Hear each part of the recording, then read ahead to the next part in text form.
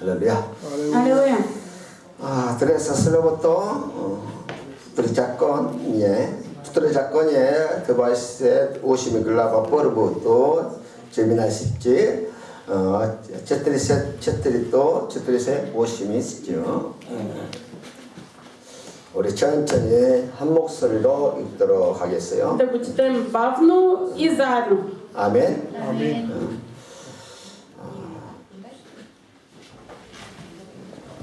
И ако слушаш усърдно гласа на Господа своя Бог, като внимаваш да вършиш всички Негови заповеди, които днес ти заповядвам, Господ твоят Бог ще те постави високо над всичките народи на земята и всичките тези благословения ще дойдат върху теб и ще те постигнат, ако слушаш гласа на Господа своя Бог.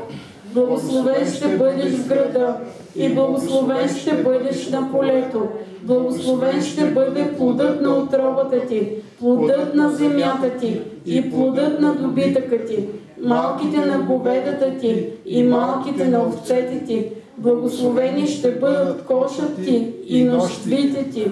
Благословен ще бъдеш в входа си и благословен ще бъдеш в изхода си. Господ ще предаде разбити пред теб враговете ти, които се надигат против теб. По един път ще излизат против теб, а по 5-7 пътя ще бягат пред теб. Господ ще заповяда за теб благословението в житниците ти и във всичко, което предприема ръката ти, и ще те благославя в земята, която Господ твой Бог ти дава. Господ ще те утвърди като свят народ за себе си, както ти се е заклел, ако спазваш заповедите на Господа своя Бог и ходиш в Неговите пътища. Тогава всичките народи на земята ще видят, че ти се наричаш с Господното име и ще се страхуват от теб. Господ ще ти даде изобилни блага в плода на утробата ти, в плода на добитъка ти и в плода на земята ти, в земята, за която Господ се закле на бащите ти да ти я даде. Господ ще отвори за теб доброто си съкровище, небето, за да дава дъжда на земята ти на времето му и да благославя всички дела на ръцете ти. И ти ще вземаш на много народи, но няма да вземаш назаем. И Господ ще ти направи глава, а не опашка. И ти ще отиваш само нагоре, а не надолу, ако слушаш заповедите на Господа своя Бог, които днес ти заповядвам да пазиш и вършиш. И ако не се отклоняваш нито надясно, нито наляво от думите, които днес ти заповядвам, за да следваш други богове и да им служиш, но ако не слушаш гласа на Господа своя Бог, да внимаваш да вършиш всички Негови заповеди и Негови наредби, които днес ти заповядвам, тогава всички тези проклятия ще дойдат върху теб и ще те постигнат. Проклет ще бъдеш в града и проклет ще бъдеш на полето. Проклети ще бъдат кошът ти и нощвите ти. Проклети ще бъдат плодът на утробата ти и плодът на земята ти, малките на говедата ти и малките на овцете ти. Проклет ще бъдеш в входа си и проклет ще бъдеш в изхода си. Той ще ти заема, а ти на него няма да заемаш. Той ще бъде глава, а ти ще бъдеш опашка. И всички тези проклятия ще дойдат върху теб и ще те преследват и ще те стигнат, докато бъдеш изтребен, защото не послуша гласа на Господа своя Бог, да пазиш заповедите му и наредбите му, които той ти заповяда, и ще бъдат за знамение и за чудо върху теб и потомството ти до века. Понеже не си служил на Господа своя Бог с радост и веселие на сърцето, заради изобилието на всичко, затова ще слугуваш на враговете си, които Господ ще изпрати против теб, в глад, в жажда, в голота и в лишение от всичко. И той ще сложи железен ярем на шията ти, докато те изтреби. Амен. 다스러진 나복 스라더스터라는 제목으로 같이 은혜 받겠어요. Нека да бъдем благословени, размишлявайки върху темата, да служим на Бог с радост. 어떨때? Да служим на Бог с радост. 이스라엘 역사를 기록한 책이 열왕기서, 역대기서입니다. Книгите, които проследяват еврейската история, това са книга на царете и летописи. 이 역사서는 오늘 말씀이 신명기 28장을 근거로 해서 기록한 내용이에요. И всъщност книга на царете и летописи са написани на база на Второзаконие. 이스라엘 왕들이 하나님 말씀대로 순종할 때 왕도 복을 받고 나라도 복을 받게 되었습니다. Виждаме, когато еврейските царе се покоряват на Бог, те благоуспяват и царството им се разпространява. 그런 왕들이 하나님 말씀에 불순종할 때 왕도 저주받고 나라도 저주를 받게 되는 거예요. Но когато те са непокорни и те са проклети, и земята им е проклета.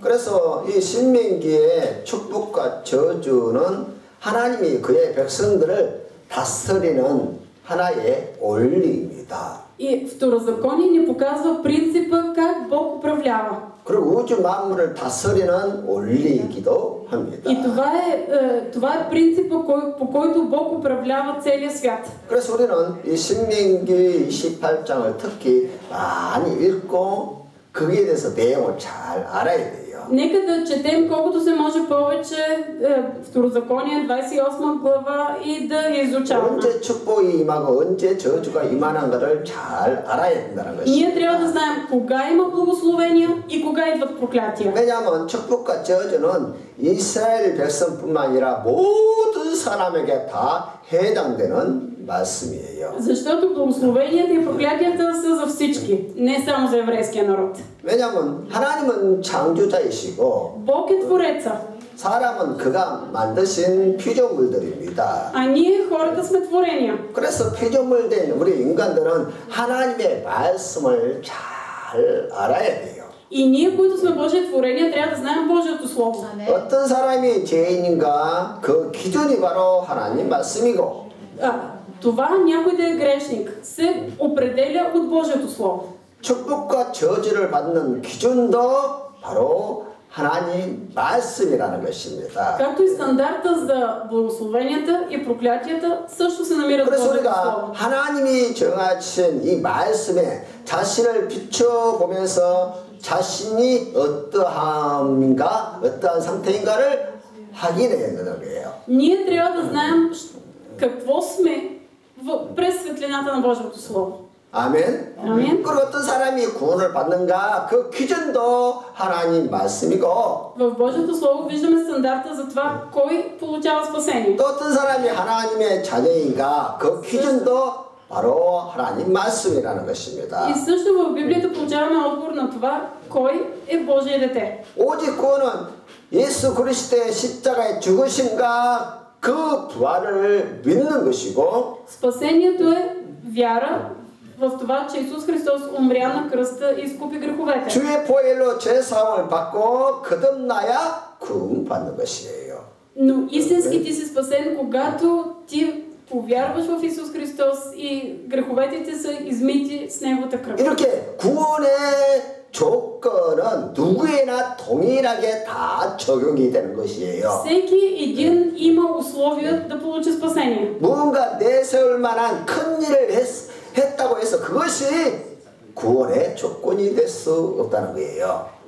Това, че ти си извършил много добри дела, това не е условие за да получиш спасение. 어떤 선한 일을 많이 하고 구제하는 일을 많이 했다 할지라도 그것이 구원의 조건이 될 수 없다는 것이에요. Това, че ти си помагал на много хора, че си направил много добри неща, това изобщо не гарантира твоето 또 спасение. 세상에서 또 물질이 많고 명예와 큰 권세가 있다 할지라도 그것은 절대로 구원의 조건이 될 수 없다는 것입니다. Както и ако имаш много власт, авторитет на тази земя, това изобщо не е условие да получиш спасение. 이처럼 이러한 것들이 인간적인 것들이 구원의 조건이 될 수 없듯이 Както такива неща не могат да бъдат условия за спасението на човека, 축복과 저주를 받는 기준은 하나님 하나님 말씀대로 순종했느냐 불순종했느냐입니다. Както и условието ти да бъдеш благословен или да бъдеш проклет, зависи от това дали ти се покоряваш на Божието Слово или не. 우리 하나님은 모든 사람이 다 구원받기 원하시고 천국에 이르기를 원하십니다. Бог иска всички да бъдат спасени, всички да бъдат в рая. 그러기 위해서 모든 사람들이 다 하나님 말씀에 순종해야 돼요. Но за да стане това, всички трябва да се покоряват на Библията. 그러면 이 땅에서 행복한 삶을 받고 축복을 받고 또 저 천국에서도 천국에 이르게 되는 것이에요. И така ще се наслаждават на успех на земята, в духовен и в физически аспект, и ще се наслаждават на рая след смъртта си.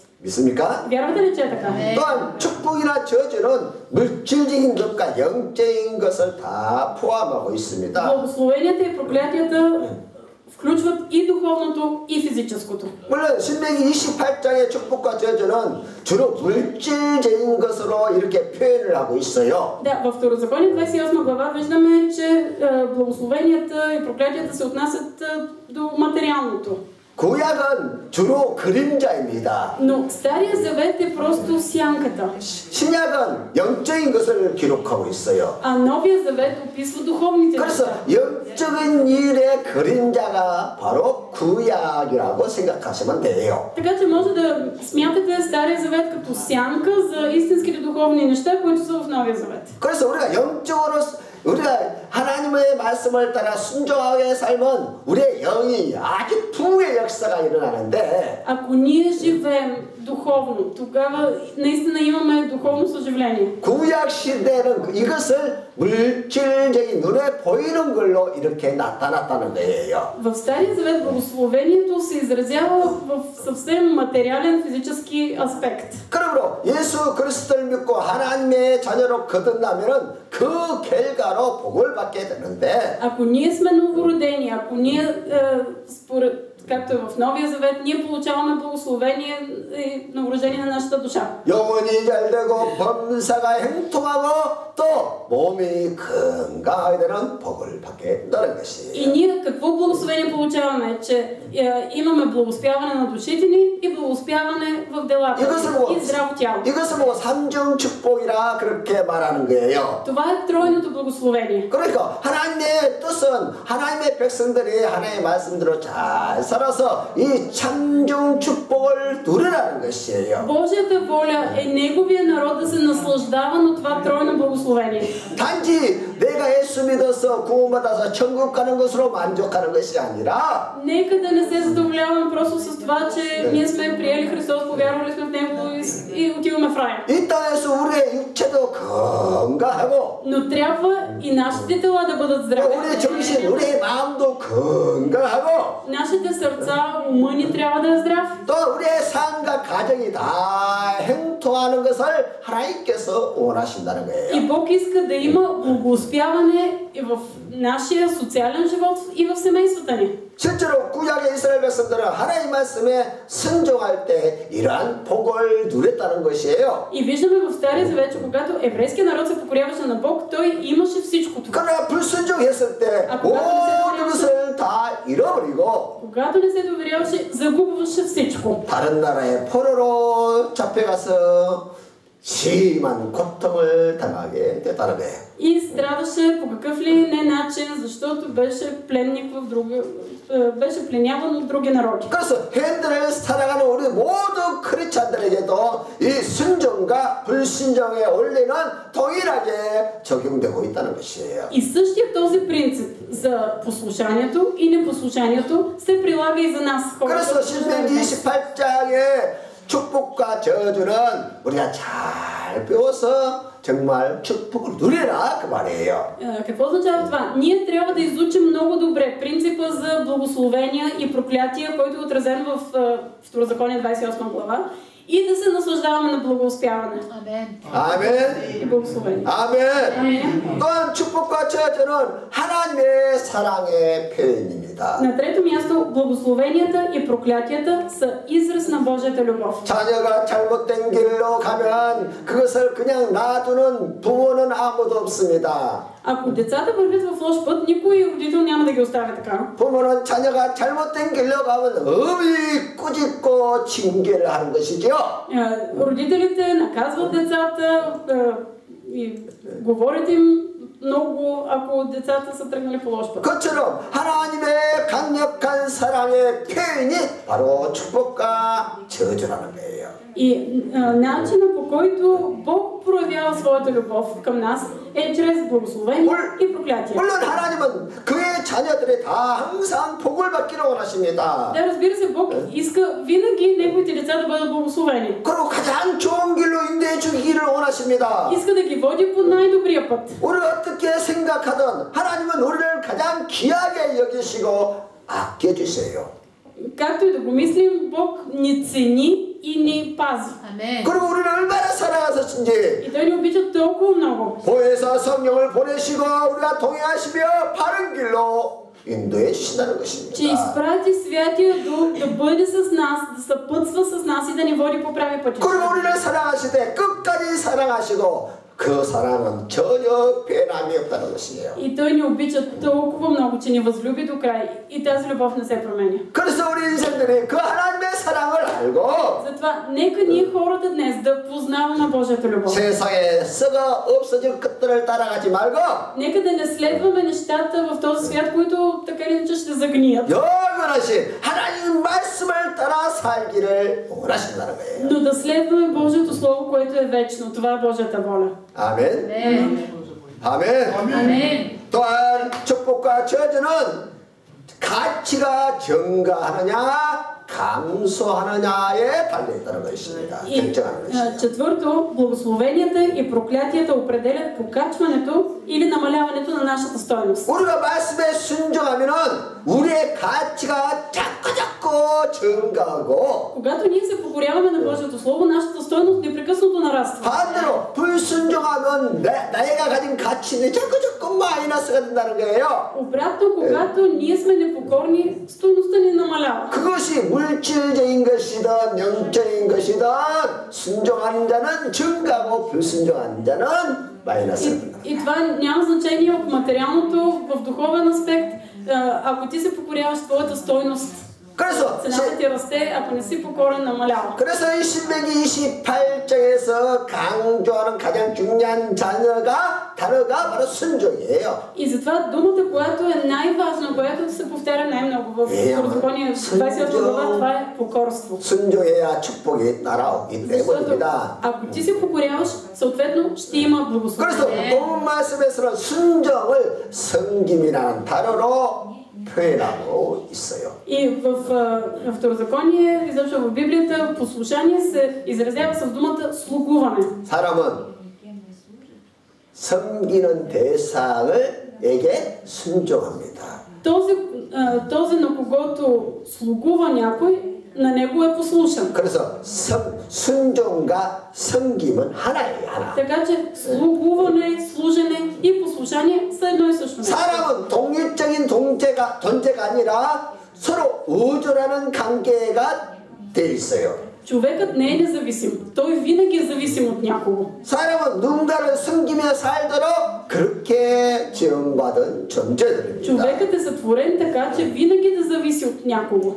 아무도 섬기지 않거나 아무에게도 섬김을 받지 않으면 살 수가 없어요. И човек не може да съществува, ако не слугува или не е послушан на някого. 올바른 대상을 찾아서 섬길 때 기쁨도 축복도 오는 것입니다. Когато човек служи на правилния обект, той тогава е щастлив и радостен. 누군가가 실직을 당했다면 그가 섬겨야 할 직장이 사라졌다는 것이고 Например, ако някой е загубил работата си, това означава, че той е загубил обекта, на който да служи. 누군가가 실현을 당했다면 사랑해야 할 대상이 사라졌다는 것입니다. Ако някой е преживял нещастна любов, разделил се, това означава, че той е загубил обекта, когото да обича. 그 결과 그의 삶 속에는 슬픔과 경제적인 고통이 다가오는 것이죠. И резултатът е скръб и икономическа нестабилност. 누가 준 것이 아니에요. И това не е защото 그냥 така ти е дадено. 실현당하고 실직당하니까 자연적으로 슬픔과 경제적인 고통이 다가온 거예요. Просто естествено, когато си загубил работата си или си преживял нещата на любов ти, страдаш, тъжиш и имаш и икономически финансови загуби. 이처럼 우리가 하나님의 말씀을 따라 순종하고 섬김의 삶을 살면은 그냥 축복이 오는 것이고 По същия начин, ако ние сме покорни на Божието Слово, ще дойдат благословения. 반대로 불순종하면 그냥 자연적으로 고통이 오고 가난이 오고 불행이 다가오는 것이에요. И по естествен начин, ако ние не сме послушни, не сме покорни на Божието Слово, ще дойдат и страдания, и болки, и финансови загуби. 이렇게 절망과 슬픔과 고통이 다가오는 이유는 Каква е причината да идват скръб, тревоги и безпокойство? 섬길 대상이 없어졌기 때문에 다가오는 거예요. Всичко това се случва, защото човек е загубил обекта, на който да служи. 그래서 모든 사람은 누군가를 섬기며 살도록 그렇게 창조되었다는 거예요. Всички хора са сътворени така, че да служат на някого. 그런데 어떤 사람이 이런 생각을 한다고 생각하십시다. Обаче да речем, че някой си мисли следното. 나는 아무도 안 섬겨. Аз на никого не служа. 나는 오직 나만 섬길 거야. Аз ще служа само единствено на себе си. 그런 사람들 있죠. Има такива хора, нали? 성경에는 이런 사람을 향해서 뭐라고 그랬느냐? Обаче как нарича Библията такива хора? 오직 자기 배만 섬기는 사람이다. Такива, които обслужват само собствения си корем. 요한나 51장 나와 드레세 푸트레스지에 예수님께서 이렇게 말씀하십니다. Исус казва в Йоан 8 глава 32 стих. 진리를 알지니 진리가 너희를 자유케 하리라. И ще познаете истината, и истината ще ви направи свободни. 그러자 이 말을 들은 바리새인들이 막 화를 냅니다. Фарисеите, като чуха това, обаче просто такава злоба ги изпълни. 우리는 아브라함의 자손이요 남의 종이 된 적이 없는데. И те казаха, ама ние нямаме грях, ние не сме роби, ние сме Аврамови чада. 어찌하여 우리에게 자유케 하라고 말하느냐? Защо така ни казваш, че ние трябва да бъдем свободни? 그러자 예수께서 대답하시기를 Исус им отговаря. 진실로 너에게 말한다. 죄를 범하는 자마다 죄의 종이다. Истина, истина ви казвам, който служи на греха е роб на греха. 유대인들은 아무도 섬기지 않는다고 말하고 있지만은 그것은 착각했던 것이지요. Евреите си мислеха, че не слугуват на никого, ама бяха в грешка. 유대인들은 아무도 섬기지 않은 것이 아니라 죄를 섬기고 살아가는 거야. Евреите живееха в покорство не на някой друг, а на греха. 영안이 어두워서 못 봤을 뿐이지. Те просто не го виждаха, защото им бяха духовно слепи. 실제로는 죄종이었고 마귀의 종으로서 살고 있었다는 거야. Но те живееха като роби на греха и роби на дявола. 인간은 완전한 자유의지를 가진 존재가 아닙니다. Човек не е напълно независим. 단지 부분적으로 선택하고 결단할 수 있는 자유의지가 있어요. Човекът има свободна воля, но тя е до някъде, тя е частична.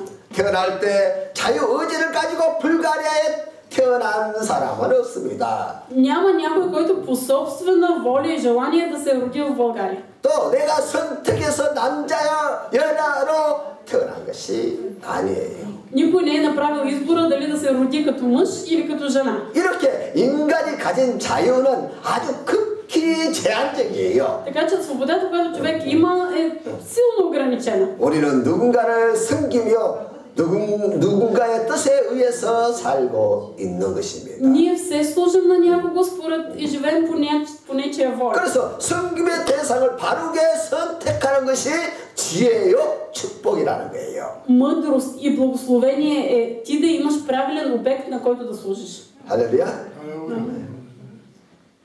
내가 섬길 대상은 누구를 선택하느냐 너무너무 중요하다. Много е важно кого съм избрал, на кого съм избрал да служа. 청년들이 남편 될 사람을 아내 될 사람을 선택하는 거 그 정도는 선택할 수 있어요. Младежите до някаква степен могат да изберат за кого да се оженят. 근데 그 선택이 그 인생 전부를 좌우한다는 거예요. Обаче този избор предопределя живота им. 자, 첫 번째로 섬김의 두 가지 대상이 있는데 И така, има два обекта на слугуване на първо 자, място. 이스라엘 역사를 보면은 그들이 하나님을 잘 섬길 때는 적군의 침략을 전혀 받지 않았습니다. Виждаме в еврейската история, когато евреите служиха добре на Бог, никой не ги нападаше тогава. 그러나 그들이 하나님을 배반했을 때는 적군이 침략해서 그들을 다 노예로 삼아버렸어요. Обаче, когато престанаха да служат на Бог, идваха враговете и ги завладяваха. 무엇 때문에? защо? 블레셋, 애굽, 아수르, 바빌론, 로마가 이스라엘을 그렇게 괴롭혔습니까? Защо филистимци, Моав, амонци, сирийци, всички те притесняваха евреите?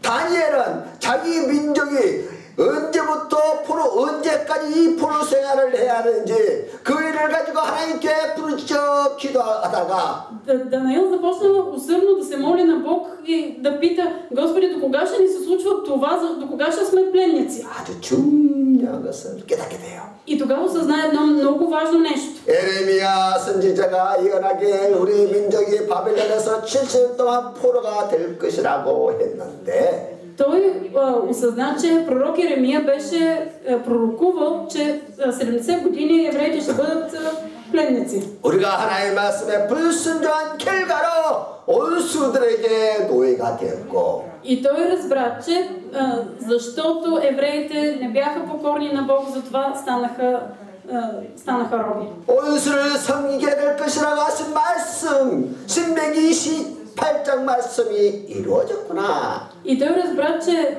те ще бъдат роби именно заради непокорството си, което е отразено като принципи в Второзаконие 28 глава. 그래서 다니엘은 민족의 죄를 눈물로 회개하는 기도를 드리게 되더라. Данаил започна да се покаява със сълзи на очи за греховете на народа си. 이스라엘 백성들이 섬길 수 있는 대상은 두 가지였습니다. За евреите имаше два обекта, на които могат да служат. 하나는 하나님이고 또 하나는 적군이에요. А второто е враговете. 그런데 섬길 대상은 자기 마음대로 자연스럽게 막 선택할 수 있는 것이 아니라는 거예요. Обаче да избереш така свободно обекта, на който да служиш, не става съвсем лесно. 오직 여호와 하나님을 잘 섬기면 되는데 Трябва да служиш правилно на Бог. 이 하나님을 멀리하고 배반하니까 적군의 노예로 노예가 되고 말더라는 것이에요. Когато те се отказваха, когато се отдалечаваха от Бог, тогава идваха враговете и те ги завладяваха и трябваше да им служат на тях. 중간은 없어요, 중간은. Нямаше никаква средна точка. 하나님이든 적군이든 둘 중에 하나 섬기게 돼 있다는 거예요. Те трябваше да служат или на Бог, или на враговете си. 하나님을 섬기면 좋은데 Добре е да служат на Бог, нали? 하나님을 멀리하면 자동적으로 적군의 노예가 돼서 섬기게 돼 있다는 거예요. И ако те преставаха да служат на Бог, ги завладяваха неприятелите и те трябваше да служат на тях. 이것이 우리 인생에 전부 다 그렇게 돼 있다는 거예요. Но това е реалността в нашия живот. 믿는 사람이든 불신자이든 Независимо дали става въпрос за вярващ или невярващ. 절대 중간이란 길은 없어요. Няма среден път. 하나님을 섬기든 마귀를 섬기든 둘 중에 하나라는 거예요. Или служиш на дявола. Просто няма средна позиция. 하나님을 섬겨서 하나님의 복을 받든지 Или служиш на Бог и Бог те благославя. 하나님을 섬기지 않으면 자연적으로 제 종이 되고 마귀의 종으로 살게 된다는 거예요. Ако ти не служиш на Бог, съвсем естествено ставаш роб на дявола и на греха. 제가 태어난 한국의 역사를 보면 늘 주변 강대국들의 침략을 받았습니다. Аз съм роден в Корея. Ние сме малка държава, заобиколена от големи велики сили. 이에는 러시아와 중국이 있고 옆에는 일본이 있어요. На север са Русия, Китай, на изток и Япония. 그리고 삼면이 다 바다예요. 더 갈 데가 없어요. От три страни море, няма къде да избягаш.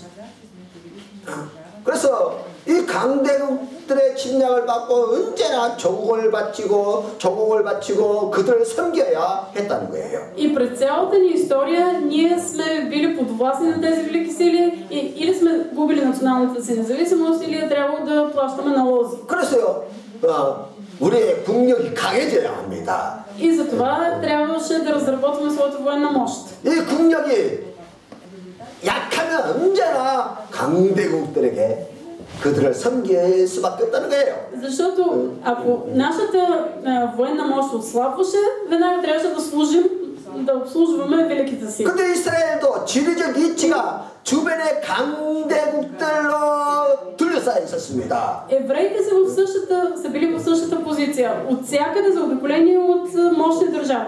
이 강대국 사이에 끼어서 그들의 눈치를 보면서 힘들게 살아야 했다는 것이죠. И евреите трябваше непрекъснато да се съобразяват с околните страни. 근데 이스라엘을 지키는 능력은 군사력도 경제력도 정치력도 아니었다는 거야. Обаче това единственото, което можеше да опази тяхната национална територия, не беше нито военната мощ, нито тяхната сила. 이스라엘 지키는 능력은 오직 보이지 않는 하나님의 손에 달렸다는 거야. Това, което можеше да опази страната им, беше единствено Божията ръка. 아멘. Амин. 그러니까 하나님의 손이 이스라엘 딱 지키고 있을 때는 Така че когато Божията ръка пазеше Израел, 어떤 강대국도 이스라엘을 침략할 수 없었다는 거예요. нито една велика сила не можеше да ги завладее.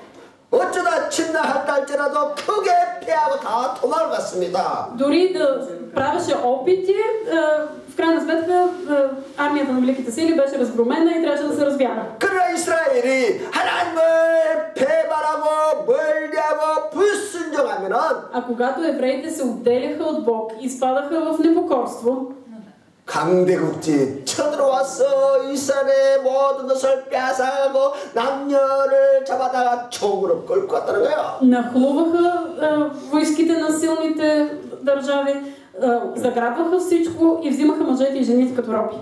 그래서 이스라엘은 늘 하나님의 손길을 바라봤다는 것입니다. И евреите се надяваха само на Божията ръка. 그래서 이스라엘 백성은 이런 노래를 불렀습니다. И дори пееха следната песен. Псалми 120 порове глава порове стихо 3-4. Ще повдигна очите си към хълмовете. Откъде ще дойде помощта ми? Помощта ми идва от Господа, който е направил небето и земята. Ето, няма да задреме, нито да заспи пазителят на Израил. 아멘. 하나님의 전능하신 손이 지켜주시면 Ако Божията всемогъща ръка пази, 아무리 군사력이 약할지라도 전혀 문제가 되지 않는다는 것입니다. колкото и да е силна вражеската армия, това не е проблем. 아멘. Амин. 왜냐하면 하나님과 원수는 전혀 비교의 대상이 될 수 없다는 거예요. Защото враговете и Бог изобщо не могат да се сравняват. 하나님은 우리를 은혜와 자비로 애굽의 노예 생활에서 해방시켜 주시고 Бог беше извел със своята мощна ръка евреите от египетската земя. 언제나 우리에게 때를 따라서 은혜와 복을 주시는 좋으신 하나님이십니다. И Той е добър Бог, който пази в добро и зло. 그래서 우리가 하나님을 잘 섬기면 하나님이 우리의 가치를 자꾸 올려주시는 거예요. И те разбраха, че ако служат добре на Бог, тяхната стойност се покачва. 하나님을 잘 섬기면 별로 존귀하지 않던 사람도 하나님께서 갈수록 존귀하도록 만들어 주시고 Дори най-невзрачният човек, когато повярва в Бог, Бог го въздига. 회사에서 말단 사원이었던 사람도 하나님께서 점점 상승시켜서 들어가 되도록 만들어 주시고 Дори най-невзрачният служител в някоя компания, когато Божията ръка е върху него, той се издига в йерархията и става директор. 또 형편없는 사람이 성자와 같은 사람으로 거룩하게 변화되고 Както един обикновен човек става като светец. 그랑방탕에서 살던 사람이 건강하고 소망이 넘치는 사람으로 변화가 되더라는 것이죠. А който е живял разпътен живот, той става човек изпълнен с надежда и видения. 이처럼 하나님을 잘 섬기는 사람은 този, който служи на Бог добре, 물질과 명예와 건강의 가치가 자꾸 상승해서 непрекъснато се повишава неговата стойност и в физически аспект, и като здраве и просперитет. 아멘. 여러분의 삶이 다 그런 축복을 누리시기를 여러분을 축복해드립니다. Благославяме в името на Исус да имате това благословение в живота си. 그러나 원수를 섬기면 어떤 결과가 다가옵니까? А какво се случва, когато служим на врага? 원수들은 이스라엘이 가지고 있는 그런 가치들을 다 하나씩 하나씩 뺏어가는 거야. Враговете отмъкваха от Израел всичко стойностно. 이스라엘 백성들이 가지고 있는 신앙, 물질, 그런 가치들을 다 뺏어가는 거죠. Те открадваха всичко, което е в духовен и в физически аспект. 이스라엘 백성들에게 능력은 무엇이었습니까? Къде беше силата на евреите? 그들에게 능력은 하나님의 성전이었던 것이죠. Това беше храма. 그 성전에 하나님이 계십니다. Защото там пребъдваше Бог. 그들이 하나님을 의지하고 하나님을 순종할 때 И когато те се доверяваха на Бог и му служиха, 하나님의 임재로 그 나라는 항상 복을 받고 강건했던 것이지요. чрез Божието присъствие имаше благоуспяване в цялата страна. 그러나 이스라엘이 불순종할 때 어떻게 했습니까? А какво се случваше, когато бяха непокорни? 그들이 가장 소중하게 여겼던 성전을 침략자들이 다 무너뜨려 버렸어요. Тогава враговете им бяха изгорили най-важното, най-ценното за тях храма. 하나님 섬기지 말고 이제 침략자 원수를 섬기도록 그렇게 도회로 만들어 버린다는 것입니다. И те правеха евреите роби, които да не се покоряват на Бога, да се покоряват само на тях.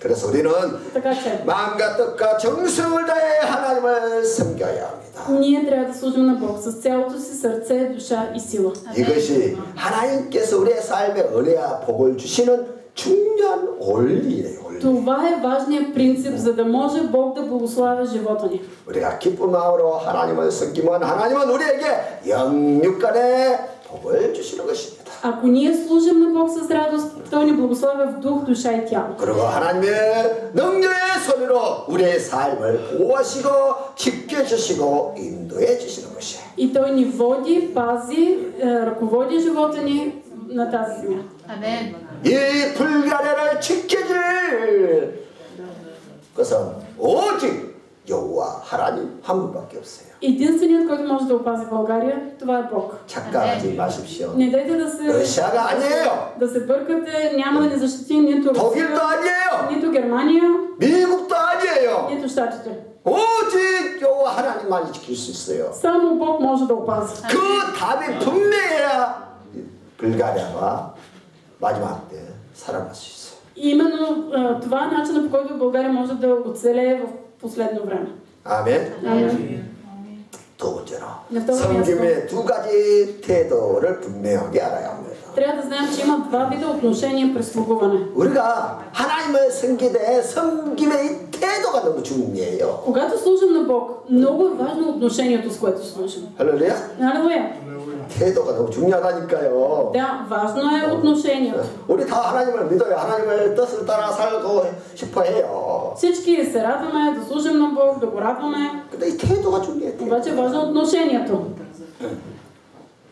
17절에 내가 모든 것이 풍족하여도 기쁨과 즐거운 마음으로 내 하나님 여호와를 섬기지 아니함을 인하여. В 47 стих се казва, понеже не си служил на Господа, своя Бог, с радост и веселие на сърцето заради изобилието на всичко. 사람들이 가난하고 힘들 때는 하나님을 만복의 근원으로 알고 기쁘게 그렇게 섬깁니다. Когато хората са бедни, когато страдат и им е трудно, те наистина с радост служат на Бог. 그런데 하나님께서 우리의 삶에 복을 주시고 삶의 여유가 생기면 Обаче, когато Господ благославя живота, когато ни е широко около врата, 마음이 싹 바뀌어요. веднага се променяме отношението. 화장실 들어갈 때 마음하고 나올 때 마음이 다르다 하잖아요. Нали казват, че най-различно е отношението на човека преди да влезе и когато излезе от тоалетната. 하나님을 섬겨도 이제 기쁨이 없고 그저 의무적으로 억지로 그렇게 섬겨요. И случва се така, че човека продължава да слуша на Бог, обаче без радост едно насила му го налагат. 우리 중에 그런 사람이 없는 줄 믿습니다. Вярвам, че няма такива хора сред вас. 아멘.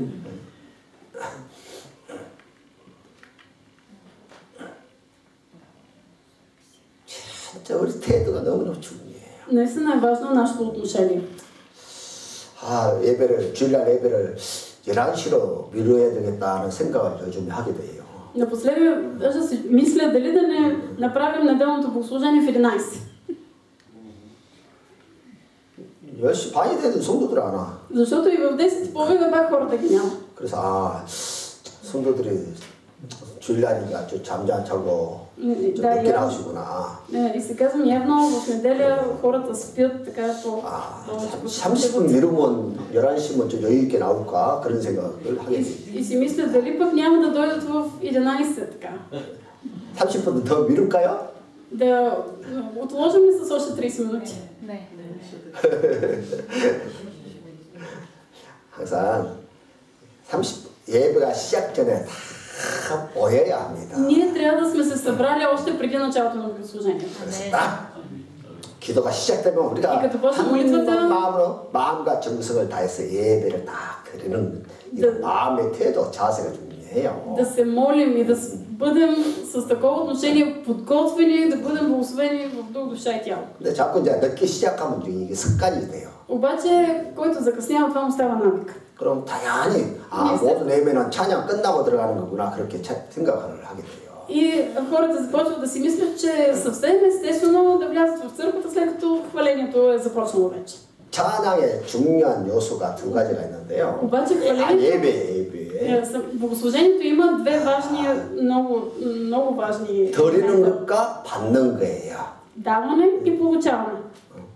드리는 것이 뭐예요? 예배에 있어서? По време на богослужението какво се дава? 찬양과 기도는 하나님. хваление 찬양과 기도, 헌금은 하나님께 드리는 и 것이죠. дарения, които се отдават на Бог. 그리고 우리가 이 하나님께 드리는 거, 하나님을 섬기는 것을 잘해야 돼요. Ние трябва да сме добри в даването, в служенето на Бог. 그렇게 찬양할 때도 멍하게 앉아있거나 입을 다물고 있는 것이 아니고 Така че хвалението не е време, когато само да се седиш с затворена уста. 여기는 아티스트들이 노는 데가 아니에요. Тук не е място, не е представление, на което има артисти. 우리가 다 아티스트가 되는 거예요. Ние всички сме актьорите. 대표가 하는 것을 따라서 똑같이 여러분들이 해야 그것이 살아있는 예배예요. Когато ние следваме водача и правим същото, това е живо богослужение. 옛날 구약 시대는 그렇게 했어요. 반대로 했어요. 제사장이 혼자서 다 했어요. В Стария Завет е било обратно. Първосвещеника върши всичко. 제사장이 알아서 양 잡고 양피 가지고 성소에 들어가서 제사 다 지냈어요. Той заколва агнето, той го разкоства, влиза в храма, влиза в святая светих. 그 성도들 저 밖에서 제사장이 어떻게 하는가 구경만 했다니까요. А всички извън храма са просто са гледали първосвещеника как ги върши. 제사장 양 잡고 기도하고 찬양하는 거 다 했어요, 다. Той се моли, той хвали Бог и той заколва агнето. 근데 신약 시대에서 정교회나 카톨릭에서 그대로 그들대로 해요. И в Новия Завет католиците го правят същото и в православната. 정교회 성도 다 스베슨이 하는 데라고 이렇게 구경만 하는 거야. В православната църква норяшите само седят и гледат какво става. 그건 예배가 아니에요. Но това не е богослужение. 그 스베슨이 혼자 예배 드리는 것이죠. Защото всъщност попа се извършва литургията сам. 우리는 신약 시대에서 우리 성도들 다 제사장이 된 거예요. Ние в Новия Завет всеки един е първосвещеник. 그 제사장의 대표가 파스토예요. Като представител на свещеничеството е пастор. 그래서 대표자 파스토를 바라보면서 여러분 다 같이 예배를 그대로 따라서 하는 거예요. И гледайки представителя, първосвещеника, ние всички трябва да правим това по време на 그러면 богослужението. 동일한 은혜와 축복이 여러분들에게 임한다는 것이에요. И така получаваме същата благодат и благословение. 이거 예배의 태도. Това е 이거 отношението 너무너무 중요하다. по време на богослужение и е много важно. 할렐루야. Алелуя! 그래서 미리 가서 준비하면 내 마음이 Ако 기쁨이 предварително сме се 넘치고 подготвили, ние ще имаме изобилие от радост в себе си 내가 하나님께 무엇을 드릴까? и ще имаме 어떻게 하나님을 очакване 기쁘시게 해드릴까? какво да направя за Бог, как да зарадвам Бог. 내가 드리는 이 예물, 내가 드리는 찬양 기도를 통해서 하나님께서 얼마나 기뻐하실까? Доколко Бог ще се зарадва на дарението, което давам, на хвалението, на молитвите ми. 그러니까 하나님이 받으신다는 이 기쁨이 나에 있다는 거야. И тази радост и с радост ще приема. 우리가 뭔가를 준비해서 내가 사랑하는 사람에게 전해줄 때 기쁨이 있잖아, 기쁨.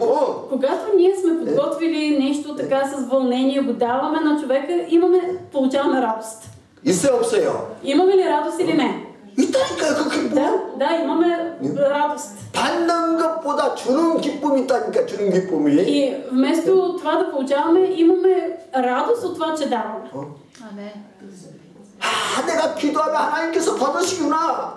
когато аз се моля, Господ приема. 내가 이 예물과 내가 마음을 다해서 큰 목소리로 찬양할 때 하나님께서 이것을 받으시구나. Бог се радва, когато аз давам дарение, Бог се радва на молитвата, Бог се радва на моето хваление. 그렇게 기쁨으로 정성을 다해서 하나님께 드리는 순간 하늘 문이 열리는 것을 경험한다니까요. И когато ние с радост отдаваме на Бог, тогава се отварят небесните врати. 할렐루야.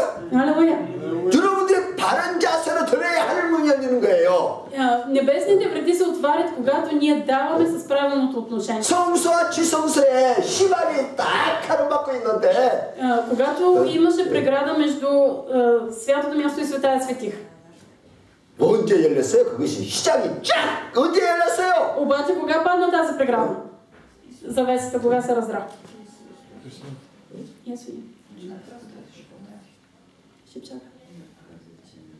이것이 너무너무 중요해요. 이것이. Много е важно това. 여러분 속에 시작이 있다니까 시작이. И в нас има завеса. 이 시장이 있는데 И ние имаме завеса. 이 시장을 열어야 돼요. 열어야 И 돼. тази завеса трябва да се отвори. 그러니까 열려면 여러분들이 시장을 열고 들어가야 되는데 трябва тази завеса да се разпори и да влезеш. 그 들어가는 방법이 여러분들이 드리는 기도와 찬양과 예물이라는 거예요. И начина на отваряне на тази преграда е чрез молитва, хваление и дарение. 할렐루야. 시장이 열리듯이 하늘문이 열리도록 만들어라는 거예요. И както давайки по този начин се отварят и небесните врати.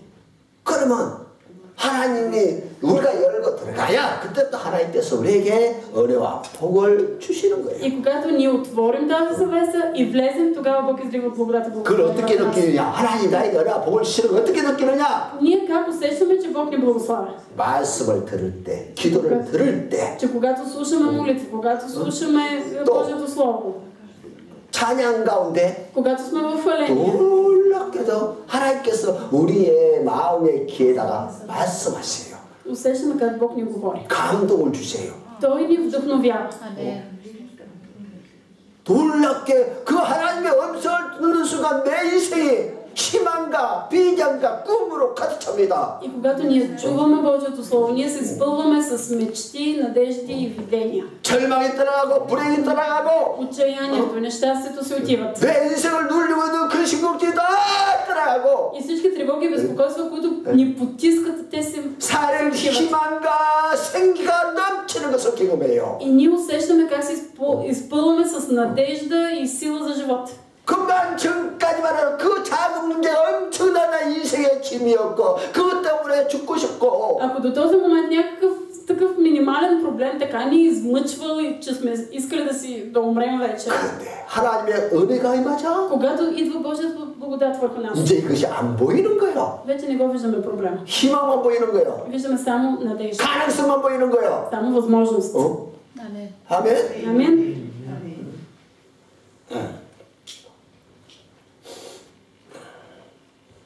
그래서 기쁨으로 Така че 섬겨야 돼. нека да служим на Бог с радост. 그러면요 말씀을 들을 때마다 Нека да 하늘문 слушаме 잘 열리면서 응답이 오는 것을 여러분들이 다 경험해요. Ние трябва да преживяваме как се отварят небесните врати и се излива благодат върху нас. 이제 그것이 바로 예배의 맛이에요. Това е вкуса на богослужението. 이렇게 맛있구나, 이렇게 재밌구나. И да стигнем до там колко е вкусно, колко е приятно. 이제 그것을 경험해야 어떤 박해가 일어나도 예배에 안 빠지게 되는 거예요. Ако сме преживели това и гонения да има, пак ще сме на богослужение.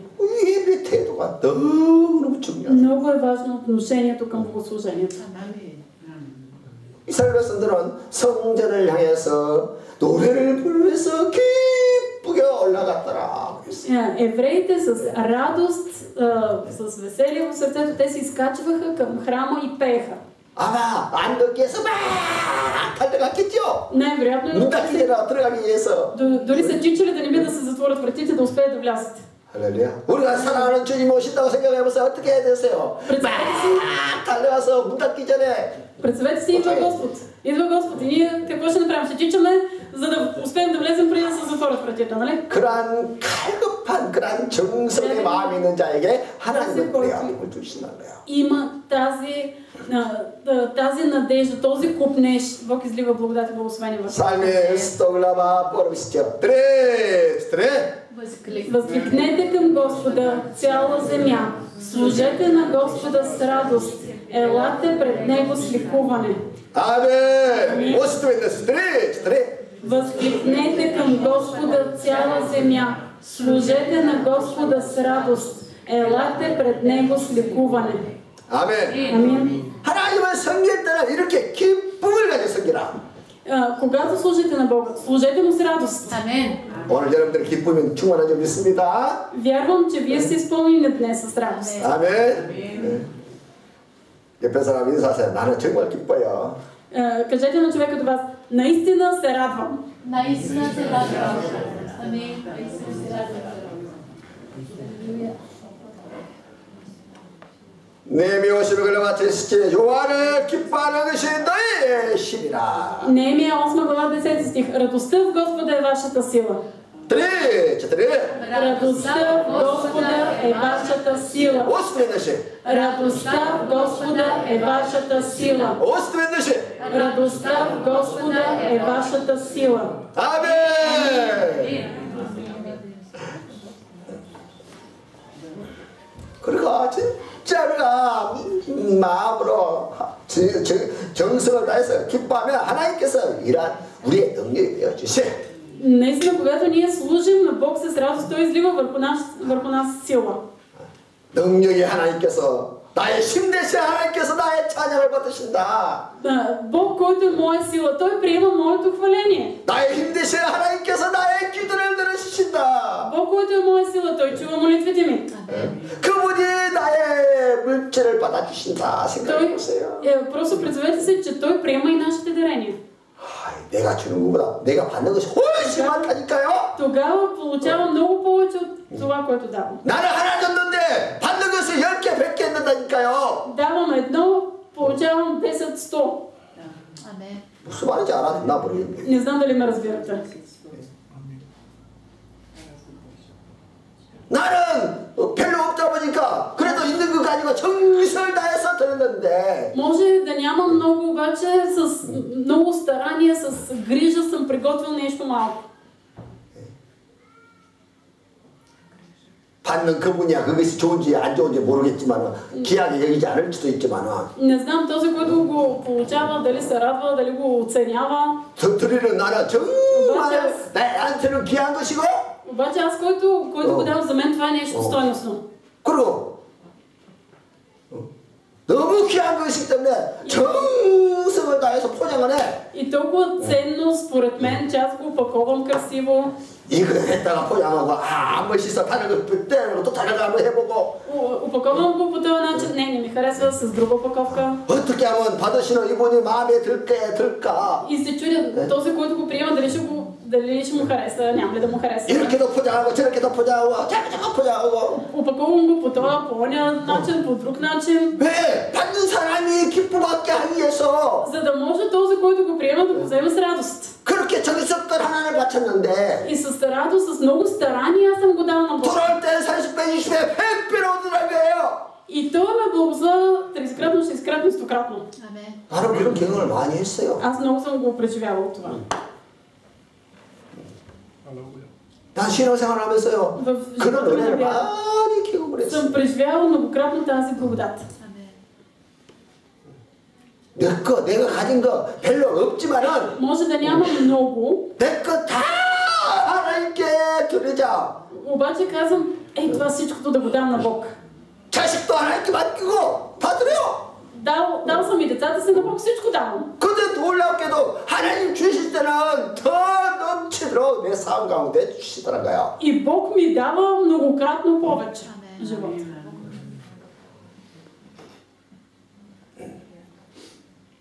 여러분들 우리가 이런 것을 경험해야 신앙의 맛. Когато ние преживяваме това, усещаме вкуса на живота на вярата. 예배가 얼마나 소중한가를 안다니까요. И осъзнаваме колко е скъпоценно богослужението. 부드러워 있고 그렇지 않니? 제비치 글라바 세점에 그랬었죠. Три, четири. Всеки да дава, както е решил в сърцето си, не с неохота и не от принуждение, защото Бог люби онзи, който дава на драго сърце. 헌금을 해도 즐겁게 드리라 그 말이에요. Което означава дори да даваме дарение, да го даваме с радост. 즐거움을 가지고 11조와 감사의 예물을 드릴 때 하나님께서 즐겁게 받으시고 Бог приема с радост, когато ние даваме с радост нашите десятици и дарения. 그럼 하나님께서 범사의 은혜와 복을 주시고 И тогава Бог благославя делата. 때를 따라 이른 비와 너른 비를 내려서 그 사람을 풍성하게 만들어 주시고 Той дава благоуспяване и прави да падне дъжд на времето му. 또 우리의 사람의 강도나 도둑이나 상위꾼이 틈타지 않도록 다 막아주신다. И той пази имуществото ни от крадци и от злосторници. 아니 축복받으라고 11조고 감사헌금 해라는데 Добре, ние даваме дарение с очакване за благословение. 어떤 사람은 자기가 하나님께 뺏긴다고 그렇게 생각하는 사람도 있는 것 같아요. И явно има някои хора, които си мислят, че отмъкват от Бог. 또 어떤 사람은 구약에는 그렇게 말했지만 신약 시에는 그렇게 11조 드리는 말이 없습니다. 이런 말을 했었고. Има много хора, които смятат, че десятъка той се отнася до Стария завет. Нали, тогава са правили така, но в Новия завет никъде не се споменава десятък. 이상한 그런 지식을 듣고 그것이 뭐 진리냐 그렇게 하는 분들도 가끔 있어요. Да, има хора, които се казват, случайки за десятък, дали това е нещо истинско, дали трябва да се 구약이나 신약은 обаче Стария и Нови 한 завет, 책이야. те са една книга. 또 한 하나님의 말씀이에요. Те са единното Божие Слово. 구약의 말씀과 신약의 말씀이 다른 것이 아니라 똑같은 말씀. Няма разлика между Стария и Новия завет. Това е едно Слово. 하나님이 구약을 폐하고 신약만 하나 성경으로 인정한 것이 아니라는 거예요. Бог не признава само Новия завет за свои думи. 내용이 똑같아요. Защото съдържанието е едно. 틀린 것이 하나도 없어. 다 똑같아요. И няма недоразумение, едно нещо. 그래서 하나님 말씀을 따라 순종하면 Когато ние следваме Божието Слово и се 복을 покоряваме, 받고 불순종하면 저주를 받는다는 것을 тогава получаваме благословение. Ако не се покоряваме, има проклятия. 그림자로 보여준 사건이 이스라엘 역사라는 거예요. И историята на Израел е просто сянката. 그래서 이스라엘 역사를 잘 보면서 Когато гледаме историята на Израел, 너희가 뭘 받을 것인가 저주를 받을 것인가 그걸 보고 잘 배워라 그게 잘 보고. нека да научим много ясно кога получаваме благословение и кога проклятие. 그러면 그 구약의 이스라엘 역사를 신약에 똑같이 또 그렇게 보여줘야 합니까? И това, което се случило в Стария завет с Израел, трябва ли да продължава да се показва и в Новия завет? 구약에 2000년, 4000년 동안 그만이 보여줬으면 됐지. От Божия гледна точка, толкова много неща е показвал в Стария завет в продължение на 4000 години. 그 그림자를 신약에서 또 보여줘야 되는 얘가. Трябва ли тази сянка да се покаже отново и в Новия завет? 이제 그림자를 볼 필요 없잖아요. Вече няма нужда да се вижда тази сянка преобраз. 이제 우리는 그 그림자를 보면서 Вече гледайки на сянката, 이제 실체이신 그 예수 그리스도 붙잡고 복을 누려야 한다는 거예요. ние трябва да се хванем за реалния образ Исус Христос и да се наслаждаваме на благословение. 그래서 구약과 신약은 따로따로가 아니라 다 붙어있는 하나의 책이라는 거예요. Стария завет и Новия завет не са отделни книги, те са единна книга. 하나의 역사라는 거예요. 역사. Единна история. 아멘. Амин. 역사가 다른 것이 아니라 하나의 역사예요. 하나의 역사. Историята не е разделена, това е една история. Просто 우리가 이해하기 쉽게끔 학자들이 구약, 신약 이렇게 나눴을 뿐이지. Просто учените са го разделили на две части, за да е по-лесно от нас за разбиране. 실제는 하나의 책이에요. 하나의 하나님의 말씀. Но всъщност това е една книга, единното Божие Слово. Amen. 이것을 이해를 하지 못하면 자꾸 구약, 신약 하면서 인생이 복잡해지고 신앙이 아니잖아요. Живота ни ще е толкова объркан, кое е от Стария завет, кое е от Новия завет и вярата ни няма да расте. 할렐루야. Алелуя. 즐겁게 하십시다. Нека да даваме с радост. 아멘. 봉사할 때도 즐겁게 하는데요. Като служим, да служим с радост. Amen. 그러면 내 영혼이, 내 육체가 건강 건강해. И тогава, 막 살아라. и тогава душите ни, телата ни са здрави, просто имаме енергия. 내 헌신을 통해서 다른 사람들이 막 힘을 얻고 변화되는 것을 내가 경험하는 거예요. И преживяваме как чрез нашето посвещение други хора придобиват сила. 근데 봉사하는 사람이 기쁨이 없어. 억지로 그냥 Обаче, 목사님이 시키니까 억지로 해. обаче служителите, ако нямат радост, ако просто да правят нещо, просто защото пастор им казал, наредил им и те оказват сила. 그리고 그 봉사하는 사람들은 새신자하고 시험에 들어가고 교회를 안 나쁘라. Заради тези служители, нововярвалите ще избягат от църквата. 아니 그 봉사자 때문에 그냥 그 성도가 힘을 얻고 하나님을 섬기고 싶고 그냥 그런 열정이 일어나야 되는데 Заради служителя трябва хората да се изпълват с радост, благодарност, с сила. 그래서요 즐겁게 Затова 봉사도 нека 즐겁게. да служим на Бог с радост. 아멘. Амин. 이제 우리 또 성도들이 이렇게 주일마다 이렇게 음식을 해온 것은 얼마나 감사할지 몰라. 시키지도 않았는데. Толкова съм благодарен, че има хора, които приготвят, носят храна, без да съм им казал. 근데 당신 다음 주에 해오십시오. 이렇게 해오십시오. 다 시켜보세요. Обаче представете се, че само ми нареждам. Ти ще сготвиш това, ти онова, ти ще сготвиш. 목사님이 또 나를 부려먹네. 나를 종으로 여기나. И тогава ще си кажете, пастора пак ме счита за слуга, за роб. 이 교회는 나쁜 교회네. Това е лоша църква. 그렇게 시험이 된다니까요. И хората се съблазняват. 그런데 이게 많이 주는 거 내가 성도들 Аз с радост ако давам. 내가 이렇게 음식을 준비해서 대접하면 우리 성도들이 얼마나 Ако 기뻐하실까. аз приготвя това и го давам на хората от църквата, колко ще се радва. 그렇게 기쁨으로 섬기면 Когато служа с радост, 진짜 예배가 재미가 있어요. 봉사가 즐거워요. за мен ще наслада богослужението и самото служене. 그래서 억지가 아니라 우리가 서로서로 즐거운 마음으로 서로서로 섬기는 Нека да си служим един на друг с радост, не на сила. 아멘. 그러니까 우리 안에서 이렇게 서로서로 섬기는 것이 결국 하나님을 섬기는 것이고 Когато ние служим един на друг, в крайна сметка ние служим на Бог. 그 아름다운 그 헌신을 하나님께서 보시고 우리의 산업에 은혜와 복을 주시는 거예요. И Бог гледа с радост на нашето посвещение и Той благослови нашите дела. 그런데 우리 안에 이런 섬김이 사라져 버리면 Обаче ако липсва служене, 섬김의 대상이 반드시 바뀐다 그 말이에요. 바뀐다. обязателно ще се смени обекта, на който да служим. 하나님을 안 섬기면 원수를 섬기게 돼 있다 그 말이에요. Ако ние не служим на Бог, ще служим на врага. 우리는 반드시 섬김의 대상이 있어요. 대상이. Трябва да има обект, на който да слугуваме. 가정에서도 마찬가지잖아요. И същото важи и в семейството. 내 사랑하는 남편, 아내, 내 자식들을 섬김의 대상으로 다 삼고 섬기세요. Служете на мъжа си, жена си, на децата си. Те са обект, на който да служите. 근데 그 대상이 바뀌어 보세요. 어떻게 되겠어요? Обаче какво ще се случи, ако се смени обекта на служене? 가족을 안 사랑해. 가족을 안 섬겨. Ако нямате любов към семейството си, не служите на семейството си. 가정을 버리고 나가버려. 그러면 어떻게 되겠어요? Ако оставите семейството, какво ще се случи? 도둑놈 강도 만나서 도둑놈 강도 섬기게 된다니까요. Ще има крадец и грабител, който да се изпречи на пътя ви. 그 자연적으로 그렇게 되는 거예요. Съвсем естествено става това. 그래서 섬김의 대상을 분명히 하고 우리가 섬기되 Нека да служим, като имаме ясна представа кой е обекта на нашето служене. 즐겁게 И 행복하게 да служим с 섬기는 радост и веселие.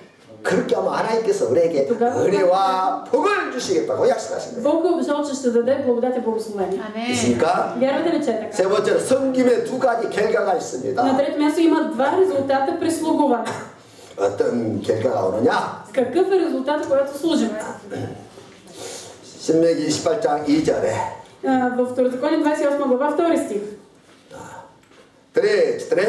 И всичките тези благословения ще дойдат върху теб и ще те постигнат, ако слушаш гласа на Господа своя Бог. 아멘. 순종하면 말씀에 순종하면 모든 복이 너에게 임할 것이다. Ако слушаш гласа на Господа, всичките тези благословения ще дойдат върху теб. 영혼이 잘 되고 범사가 잘 되고 육체가 강건한 일어난 복을 받을 것이다. И какви са благословенията? Ще си здрав и ще благоуспяваш във всичко, както благоуспява и душата. 하나님을 즐겁게 잘 섬기면 Когато с радост служиш добре на Бог, 우리의 범사가 잘 되는 복을 누리게 돼 있습니다. принципът е, че ще имаме благословения и във всичко, което вършим. 어떤 목사님이 불신자에게 질문을 했어요. Един пастор попитал един човек: 당신 무슨 종교를 가지고 있습니까? ти в какво вярваш? 저는 이슬람 신자입니다. И той казал: аз съм мюсюлманин. 그러면 당신은 그 종교를 믿어서 얼마나 행복하고 잘 살고 있습니까? И тогава пастор го попитал: ти щастлив и благодарен ли си? Ти щастлив ли си и просперираш ли, като вярваш в исляма? 잘 되는 것은 없고 다 굶어서 죽게 되었습니다. И той казал: ами не, изобщо не ми е добре, направо умирам от глад. 아니, 굶어 죽게 만든 그 종교를 왜 계속 믿고 있습니까? И пастор го попитал: ти защо тогава продължаваш да вярваш в тази религия, заради която умираш от глад? 바꾸세요. И я смени. 예수를 믿고 하나님을 섬기면 Ако ти повярваш в Исус, ако ти служиш на Бог, 하나님께서 당신에게 복을 주십니다. Бог ще ти благослови. 그러자 이분이 바꾸세요 이 말에 감동을 받고 И този човек бил толкова докоснат от думите смени. 정말 예수 그리스도를 믿었다고 합니다. И наистина повярвал в Исус. 그리고 하나님 축복을 받아서 인생을 즐겁게 살게 됐다는 그런 간증을 제가 듣게 됐어요. И аз чух свидетелството на този човек. Той каза, че наистина има благоуспяване в живота си и живее щастлив живот. 참된 복을 주시는 창조주 하나님을 우리가 섬기십시다. Нека да служим на истинския Бог, който наистина ни благославя. 아멘. 이해하며 즐겁고 기쁜 마음으로 하나님을 예배하십시다. И по възможност да го направим с радост и веселие да му служим. 하나님의 은혜와 축복이 많은 예배로 만드십시다. И да направим богослужението време за благодат и благословение. 인색함이라 억지로 예배를 드리는 것이 아니라 Не да богослужението да бъде на сила за нас. 이왕이면 예배 때마다 행복이 가득한 성도들이